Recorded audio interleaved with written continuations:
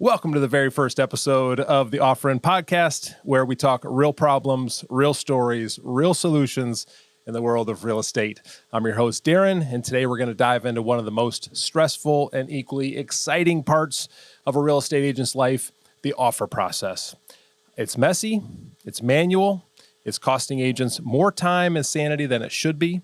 I'm joined by my co-founders, Ben and Kevin.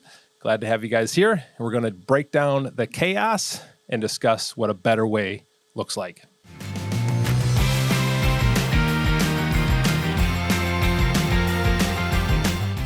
So, Ben, Kevin, glad you guys are here. You ready to jump in? Very. Yeah, that's great. So here we sit. First episode, nobody knows who we are.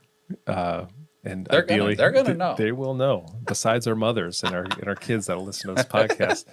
But so tell me a little bit about your background, history, snapshot of the last 20 years or so. What brings you here to the table? You go. Why am I going first? Just you're better at it than I am. Okay, all right. Well, Breaking the ice. Yeah, I'm Kevin. I am the founder and broker of Exactly Real Estate, a local boutique Northeast Ohio brokerage, and also the founder of Offerin, which is a offer management platform for real estate agents. And really, we built that product because we needed to manage our offers for Exactly Real Estate. And we were having so much difficulty with it. It was manual entry, double entry. And so we built Offerin essentially to manage our offers. And now we have released it to the general public. That's great. Mm-hmm. How long have you been a real estate agent? Oh, boy. I think since 2013, I've been a real estate agent. About how many houses do you sell a year? I think we sell 100 to 120 houses last year. Okay, great. Mm-hmm. Ben, what brings you to the table? Well, I have been in real estate since 2003. Okay. I got married 2003 and went into the title industry. Okay. And spent most of my career there until, we became friends, a decade ago? Mm-hmm. And worked together for 10 years. I was at the title company, he had the real estate company, and we ended up writing a book together about all of this stuff. Been raising our families together, and a couple years ago, Kevin asked me if I would come to the other side of dark things. side. Right. Or the light I think side. I always thought it was the dark side, but actually I think it is the light side. I don't know. I love it. So I decided to join him primarily just because I believe in what he was doing more so than anything. And then Offerin, he had, Kevin's like a tinkerer, he's, I think prior to like 2 years ago, he didn't get out of his underwear on most days. You can stay in your house and sell real estate from your bedroom. Right. So anyways, years ago, he told me when I first met him, he was working for Aldi corporate and had gotten a big promotion, and he's like a real whiz. He might be AI, honestly. I think he is AI. Right. So he always wanted to build something, a piece of tech, and he did it. He had his own version and of Offerin. Did we call it Offerin? Yeah, it was called Offerin. It was called Offerin, yeah. Mm-hmm. So he was using it primarily because he doesn't want to rely on anybody else. He's like, I don't want anyone else to have to do anything. I'll just do it all myself. So he made that to kind of just make his life easier because he was doing everything. Yeah.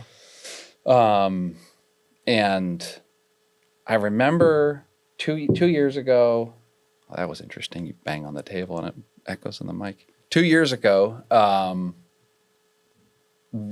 we put this out there, this Offerin product out there to see if anybody would want to use it. And immediately we had some people latch onto it and start using it in their business. And he freaked out. He's like, oh my gosh, if people actually want to use this, I made this. He had all this self-doubt as to, so that's when we decided to go all in, if you will, and really make this thing something awesome.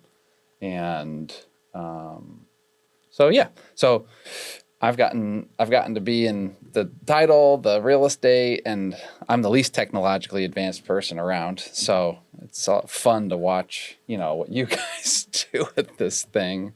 But I will say, it is. I'm not in the grind of the offers day in and day out, but I don't know how they would be able to list all these houses without this. Like it would be horrible. It would wreck their lives, like genuinely. Yeah. Let's dive into that chaos a little bit. Like, if you were to describe, what's the one word to describe the traditional real estate offer process? Like you said, their life would be, you couldn't list that many houses because of it. So what is it? What is that thing? What's the word that comes to mind when you think of the traditional real estate agent? I think when you think of the offer process, the one word that comes to mind is chaotic or scattered. One of those two words. Yeah.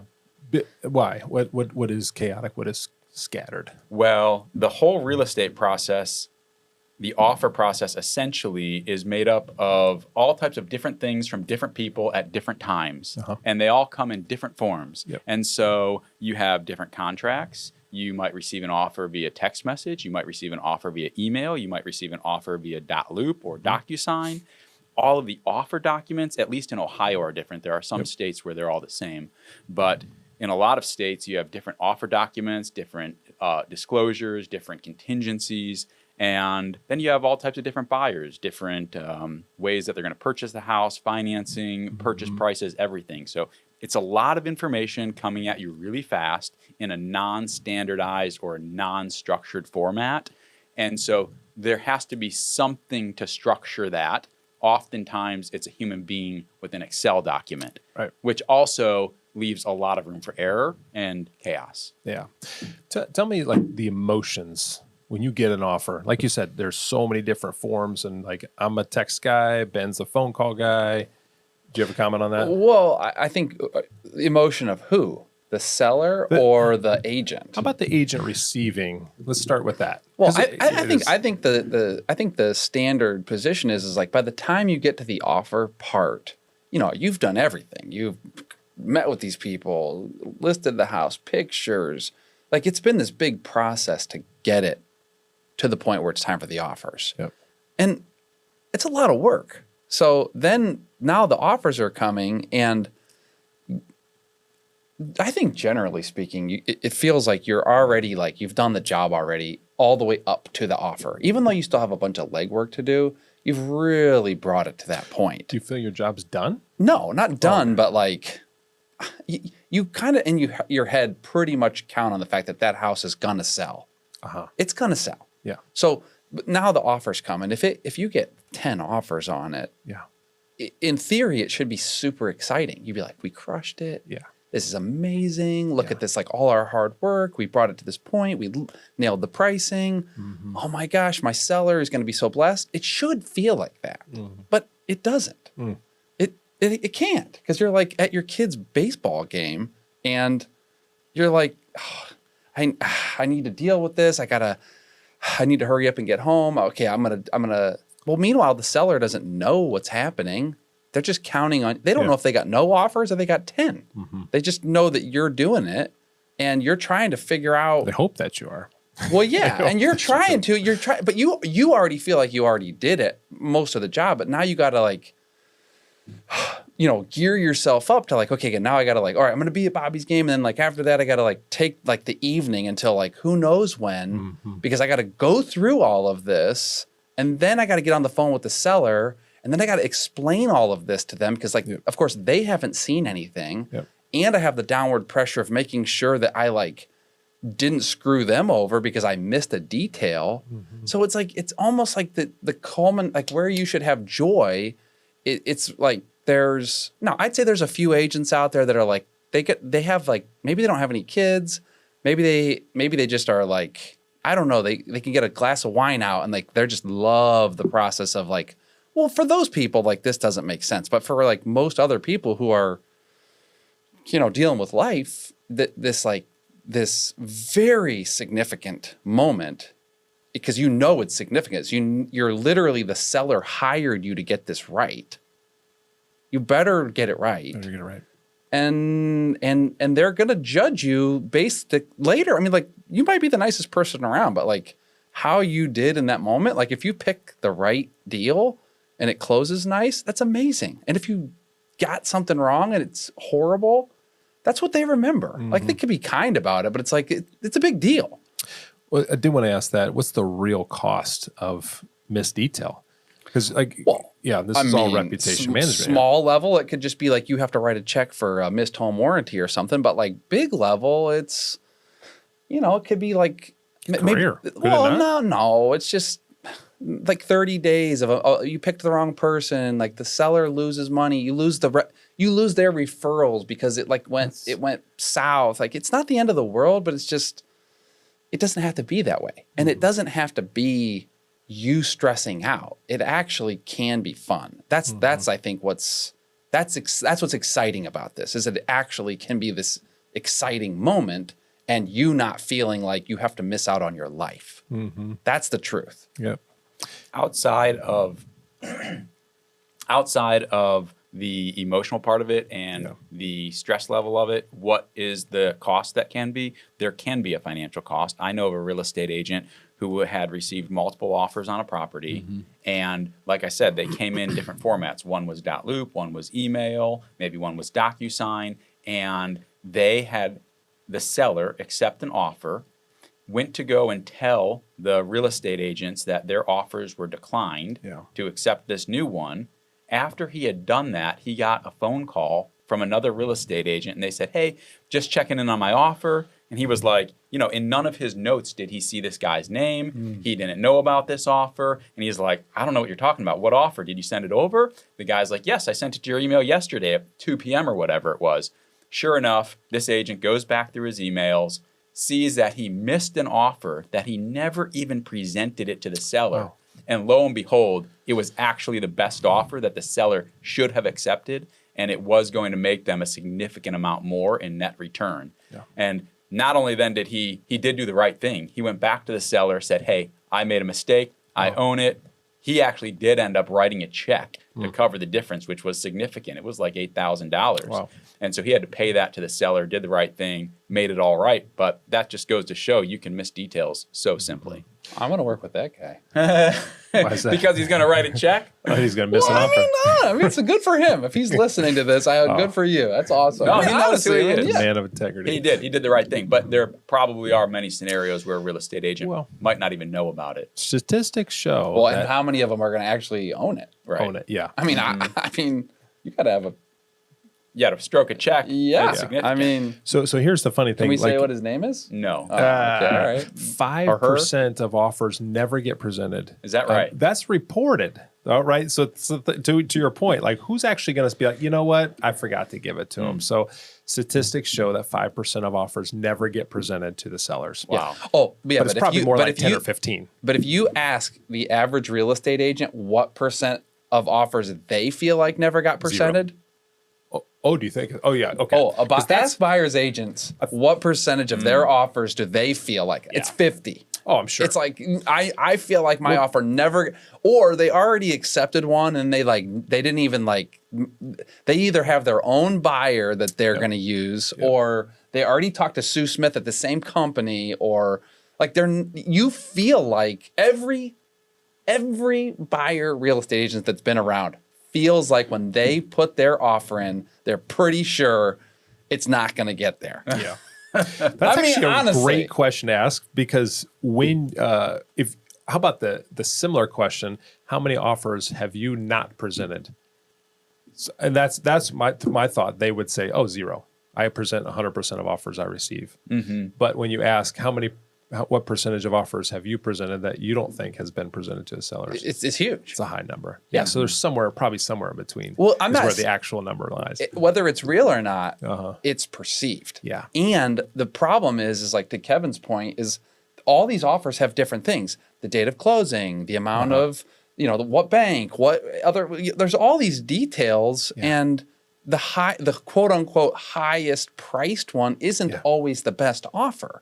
And so for the person that is the seller, like they by and large don't ever know this information. I mean, if they use Offerin, they know it, but like they don't know it. They're not able to process it because there's so much information, and their agent has to like basically in a normal scenario crunch it all down and then try to communicate it. You don't have to do that. I keep banging into this thing because my hands get all wild. But the point is, you don't have to do that. The seller actually gets the information, they can process it, and then you can actually give your expertise as an agent.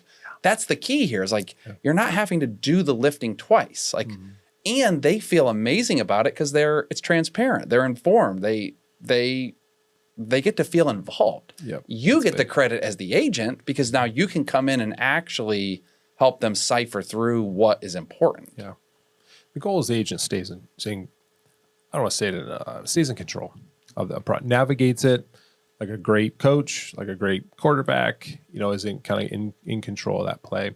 So, Kevin, you sell over 100 houses a year. You'll dive into a little bit of what you see. You shared a great story from the chaos side. Back to that story about the agent that missed an offer. Like, how is that possible?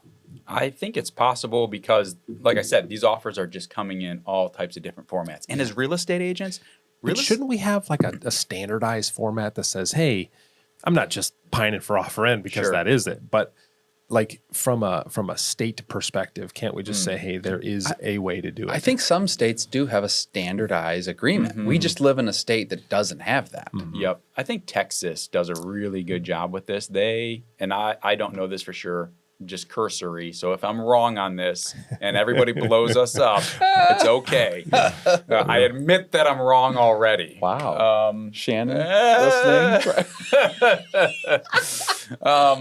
But I think Texas does have very standardized offer documents, and that does make the process really nice and simple for everybody involved in it. Yep, for sure. We live in Ohio, and they just don't have that, which I understand why. There's pros and cons to it. So why do you think, so I love this example of Blockbuster, right? So the Blockbuster out of business, right? We all know, maybe not everybody has grown up. I think I'm too young for that. Yeah, you might be, but Darrin, I don't in know. my world, yes, Ben, you were a toddler. Mel Gibson that's from... Oh, that thing we have in our office. That is from the last Blockbuster in Fairlawn. Oh, That's about funny. that. You remember how they had those movie stars the up there? Braveheart thing? Yeah. Okay, cool. That's Blockbuster. The Braveheart posters. So Right before Netflix now killed it. here's the funny thing. People didn't stop watching movies, right? People are still watching movies, but the way they do it is different. So it's not that Blockbuster was in the wrong industry. Like I look at real estate agents and I'm like, well, geez, there has to be a better way. Why do we continue to do this manually? Why do we continue to do the traditional process? Well, people need representation. I mean, real estate agents are super important. I mean, like the value that they bring to the table for folks is misunderstood. Is in my opinion. Like as a title person, I'm on the record officially like I had it wrong. I did not get it. I was frustrated with the real estate community. I didn't understand it. Now being on the other side, I'm like, oh my gosh, they're misunderstood. Like the availability, the emotional, the psychological, all the things that they have to go through for people to help them get to a place where then they can actually help them actually make a good choice for themselves. It's so much work. This is just a tool, to help them. It's like they need some backup. I'm glad that things are starting to evolve in that space as far as agents starting to find other tools. There's other tools that are starting to exist out there. Offerin is one of them. Obviously we're biased. We think it's the best out there. It's very customer facing, very customer friendly. But again, why are agents just accepting the fact that, hey, this is just the way we do it? I think it's because it's such a highly legal industry, attorney driven in a lot of states. It's contracts. There's a lot of concern about not, real estate agents aren't attorneys, but we're kind of dabbling in this like contract world, which is a little, for an attorney, it's a little controversial. You're like, hey, why are these agents able to do this? And, there's something to all that. Wait, what was the question? Why do we accept the fact that we have to continue to do this manually? Well, so I think that's the issue. So it's like there's, real estate people are highly relational, highly like they're not like legal, like let's change this. And I think a lot of real estate attorney type folks are not, I don't know, maybe it's just not it's just kind of like old. It's hard. It's like the title industry. It's like this is how it's always been done. Like it's actually hard to change the pattern. Although like .loop, like what they did was amazing. They kind of like were able to change one of the pieces. Like we were talking about the other day. I remember 20 years ago when a real estate agent 20 years ago could not imagine not showing up to the person's house to get the doc signed. And then .loop came out and like there was people using it and everyone was annoyed. Everyone. And then, and I remember people like, I will never not go to my client's house and sign, like a year later, like I never want to actually have to drive around at 8 o'clock at night and do this again. Like it all flipped completely. Like, but you couldn't see it at first. It was a change. Now it's like either DocuSign or .loop. It's just like, even my mom, who is also the least technological person, like she even can sign something on her phone. Like it's so simple. And that one thing, they've got it so far. It's like, it's through everything. I would say real estate agents, this process is evolving and has evolved. And real estate agents are doing a very good job on staying the course with this evolution and what is about to happen in the real estate industry in terms of AI. I do think there are many real estate agents who have no idea what's about to happen. And that primarily has to do with just the makeup of real estate agents.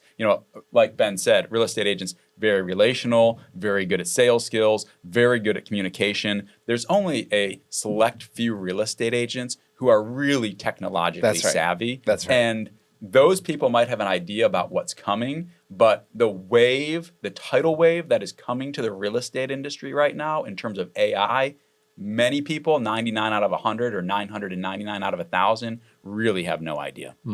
Yeah, that's interesting.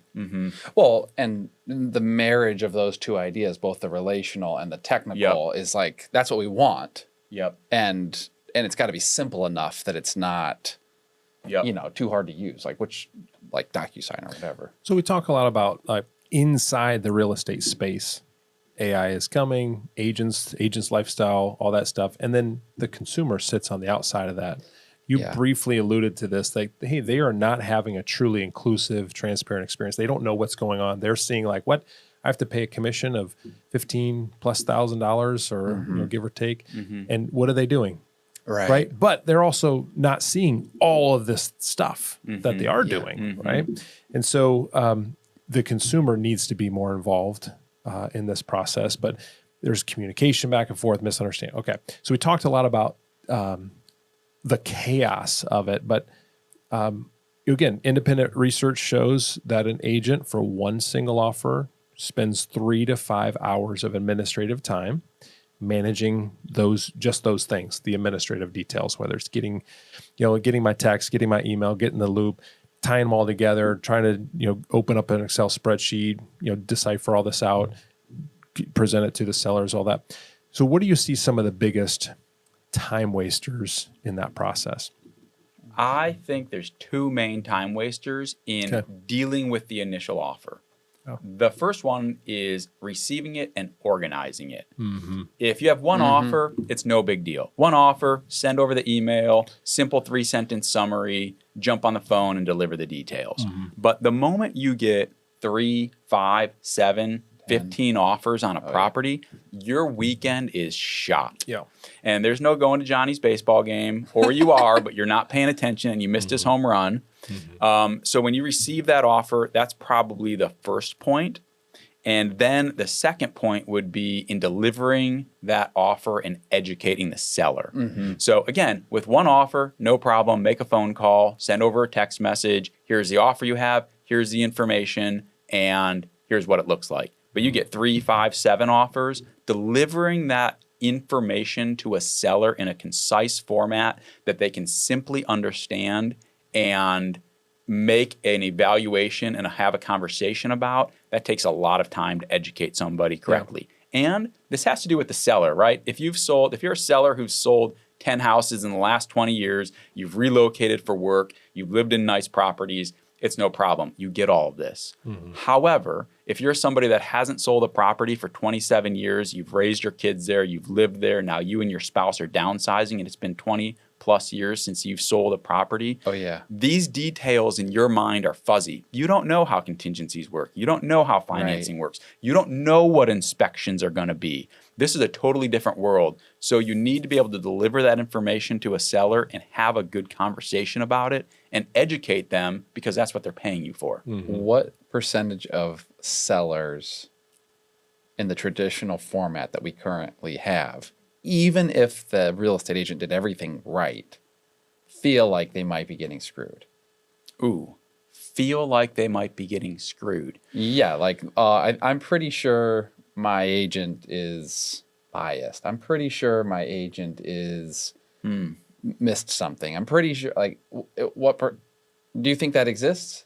I don't know. I mean, I hope not in our world, but of course it's positive. I only say that because somebody said that the other day. They were like, they said those words. I was on the other side of it and talking to the seller, and they're like, I'm pretty sure, Fascinating. It's like, well, that's interesting. I'm sure the agent was not, but right. Well, the important part here, I think one of the things that gives sellers the impression that they might be getting taken advantage of is a lack of transparency. That's it. That's what I'm saying. Because if you have full transparency into everything, then you're not left wondering what's going on here. Yeah. So you mentioned, hey, this is one offer, no big deal, get it over. Are you suggesting that Offerin is not useful for one offer? Or because of the lack of transparency, are you suggesting that it is? What's your take on, is Offerin effective? Is an offer management system effective for one offer? I think it is.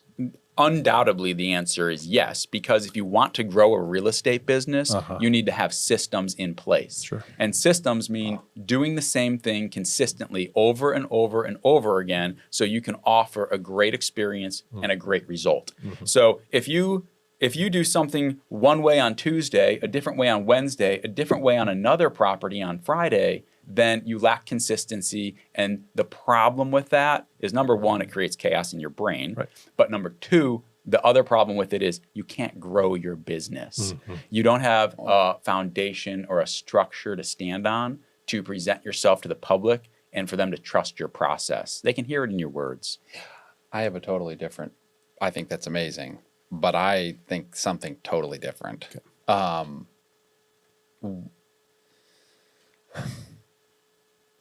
When a property goes live and it doesn't get offers right away, let's just say you don't get any, like if it goes live and it's like you get 10 offers, whatever, it's like everything, life is good, right? Sure. But when you put it up for sale and you don't get those offers right away, emotionally something happens to the seller, right? They already cleaned everything, threw everything away, did all the crazy stuff to get here, or maybe they didn't. But if they thought they were going to sell their house, they did. They're worried about their next house. They're worried about when they're going to move. They're worried about like Johnny's school thing. Like it's stressful, right? So it doesn't sell like right away. Now what happens is you've got this like lingering low grade. Did my agent mess up? Did I as a seller feel the need to did we get any offers? What's going on? Like we're like this follow-up feel, which the agent did everything right. It just so happened that whatever, like, I mean, maybe they could have I don't know. Maybe there is something, but it's like they did all of the work, right? There needs to be an adjustment, but it doesn't warrant this like fearful thing. So what's cool is that is gone. The seller 100% doesn't think there's an offer because they're going to get it when it comes. So that part of them is just like, it actually relieves the stress, but it puts it where it should be, which is like, hey, the house isn't selling. Let's have a conversation about, should we adjust something? Should we wait? What does the data say? Like, it's a much more like the agent and seller are on the same team looking at the problem versus like it's not selling agent, what are you doing, not doing, whatever. It's like it kind of on accident, even though it shouldn't be that way and not all the time, it can do that. Separately, it's so exciting to get one offer or 10. But if you've waited for a week and it's Tuesday, you are at dinner or you are back at the ball game again and your phone dings and there's that offer you've been wanting, you are bumped. It is so fun. I mean, it really is. And now you're looking at it and so it takes this like, even if it's one offer, it takes it from this potentially stressful thing, lowers it down, keeps everybody on the same page, pointed at the problem, and then boom, it comes. And it's like, it's the best. So I just think 1 or 10 is way more about the agent because it's so hard. Yeah, the seller is overwhelmed at 10. You have to tell your seller not to take the third one. Like they're like, I'm taking the third one. You're like, no, you're not. There's 9 more coming. You're going to make 20 more. You'll look like a genius by telling them not to take the third offer because there's so many coming. That's about you, the agent. But that one offer, that's all about the seller, their experience, their feelings, their life, their ability to move forward. That's good. That's what it's about. Do you believe us now? Like one is good. The funny thing is, I'm the most biased person here, but I have to ask the question. So that's well, Darrin, you sold your house. Yeah, I mean, so look at you. Before you came on board at Offerin, you were a client who was selling your house. Yeah. You used Offerin as a seller because your real estate agent, used Offerin. What did you think of receiving the offers? It's amazing. I tell you, we've bought and sold so many houses over the years. My wife and I counted up. We're I think on house number 13 right now in the 20 years we've been married. So, we move as often as some people shower, So it's like my 9-year-old son, that's how much he showers. I mean, who do you know? It's kind of gross. It's kind of gross. Maybe shower in a month. How about that? Every other day. So, here's the other thing too. The more I've dove into what it takes to be an agent, 'cause not being a licensed agent, right? More being on the business side and understanding that aspect. I don't know that every weekend you're on, especially if you're listing a lot of properties, you're doing a lot of things. Statistically, offers come in number 1 day, Sunday. Right? Number 2 day is actually Monday, which I thought was interesting. Yep. But and third day is Saturdays. So my wife and I, crazy busy weekend. We knew we had a whole bunch of showings and everything was crazy. We sat down for the first time together on Sunday night. It was about 10 o'clock at night. And we had gotten a few text messages through the weekend. Hey, amazing. You got an offer. But we actually didn't sit down and absorb that until Sunday night at 10 o'clock, which, Kevin, we weren't going to call you in the middle of the night and be like, hey, let's talk through these offers. But we had everything we need. We had 5 of the 6 offers on our property had come through. We were looking at them, educating ourselves on this one, that one, this one, maybe contingencies, maybe highest and best offers. All that stuff was there that we needed to understand and educate ourselves on what was happening. It was so exciting to be involved. It was amazing to see the details. We had so much trust in you in the process. And come to find out, I think you were hiking that weekend or camping that weekend or something, weren't you? Whatever it was, I was enjoying it because I wasn't. But I'm like, oh my gosh, like the fact that you weren't spending the 3 to 5 hours for the 5 offers, that had come in that weekend. So you were spending potentially 25 hours less that weekend, right? And then Monday morning, we got another offer, which was amazing. We were so grateful for the whole process, the inclusion. And then we were able to sit down on Monday and work through all the details together, and you guided us on the offers. That's a whole nother story. Is like the offer we thought was a lock. You guys educated us on the process on why another offer should be considered. So we were educated through that. And that was really the catalyst for saying, hey, I'm going to stroke a check and be part of this, this business, because I really want to have consumers have that same experience, whether it was one offer or the 6 that we happen to have. So Yep. it's pretty amazing. So that's generally it for episode 1. We're trying to keep these short. We talked the chaos, time I thought we were wasters. just getting warmed up. Oh my gosh, we have so much more to run through this. Cutting us off now? Hey, it's a cliffhanger. Maybe our moms will listen to episode 2. Okay? You never know. Here we're here hoping to help agents win deals, decrease the stress in their life. Here at Offerin, we joke around, and it's not even a joke. I would say it's our mission statement, which is kind of funny, joking and mission statements in the same sentence. But we say it's about Little League. Right. That's or it's about the dance recitals. It's about cheer or whatever, but it's about the kids. It's really about I've heard so many podcasts out there actually from other agents that talk about, oh, my dad was a real estate agent and I never saw him because he was always out caring for his customers and which was the right thing to do in the business of real estate. You take care of your clients. But there's a trade-off. Yep. And so, the fact that this is helping them do that. Yep. Yeah, And it doesn't, it's not 100% solving all of the problems Correct. of real estate, Right. but it is solving one particular problem Yeah. and giving you freedom and time back. Yes. So you can be at the baseball games, Yes. you can be at the Little League, you can be at the dance recital, and you're not there. You're actually present. Yeah, you feel like it is managing your client's emotional status. Like it is taking in information, communicating, it allowing you to actually disconnect and be with your family. Yeah. In real estate, the offer process is 5% of the overall time investment of everything you do, but it's 95% of the value you bring to that client and to the situation. So it's really critical. Can't afford to get it wrong. Can't afford to miss the details. It's the foundation. It's the foundation. If you get this right, it like echoes through the rest of the transaction and the rest of the relationship. It's like getting it right really matters. And this just makes it easier. Great. It's been fun, guys. Thanks so much. See you on the next one. All right. Thank you. Thanks. All right.